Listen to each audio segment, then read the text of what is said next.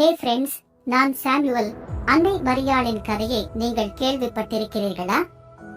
இது மிகவும் சுவாரஸ்யமானது. இல்லை, அந்த கதை எங்களுக்கு தெரியாது. அவருக்கு என்ன ஆயிற்று? மரியாளின் இளம் வயதாக இருந்தபோது ஒரு தேவதூதர் அவளிடம் வந்து, மரியாளே, பயப்படாதே, நீ தேவனிடத்தில் கிருபை பெற்றாய். இதோ நீ கர்ப்பவதியாகி ஒரு குமாரனை பெறுவாய், அவருக்கு இயேசு என்று பெயரிடுவாயாக. ஆஹா, ஏஞ்சல். அதற்கு மரியாள் தேவதூதனை நோக்கி, இது எப்படியாகும்? புருஷனை அறியேனே என்றாள்.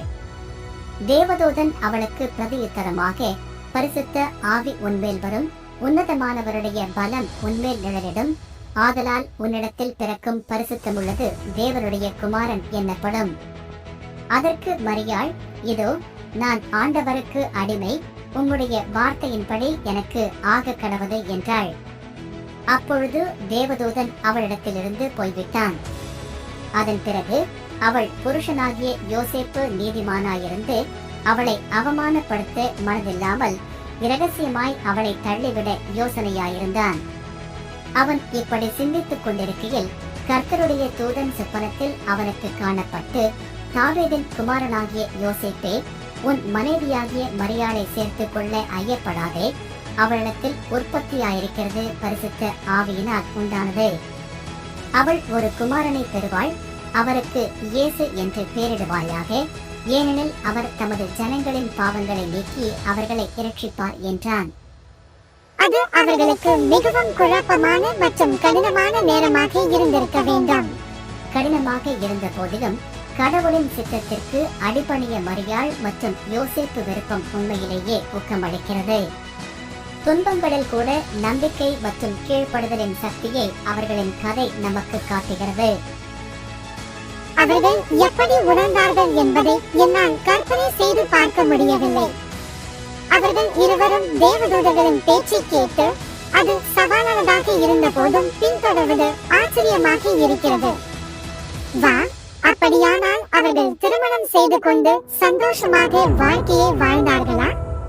குழந்தை பிறந்த பிறகு ராஜாவின் ஆட்கள் குழந்தையை கொலை செய்ய முயன்றனர். எனவே மரியாளும் யோசேப்பும் குழந்தையை பாதுகாப்பாக வைத்திருக்க விரைவாக பேக் அப் செய்து வெகு தூரம் செல்ல வேண்டியிருந்தது.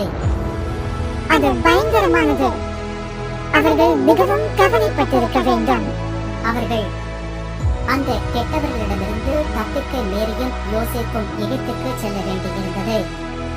அது ஒரு நீண்ட கடினமான பயணமாக இருந்தது.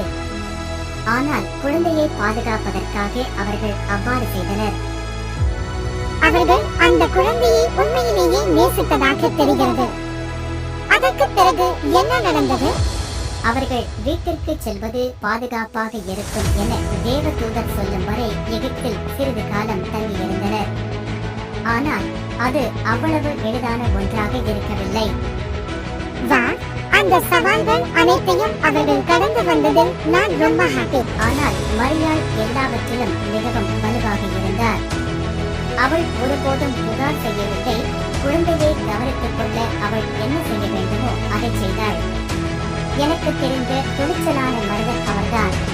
Even though it was really hard sometimes, I am grateful Mary and Joseph did everything they could to protect that baby.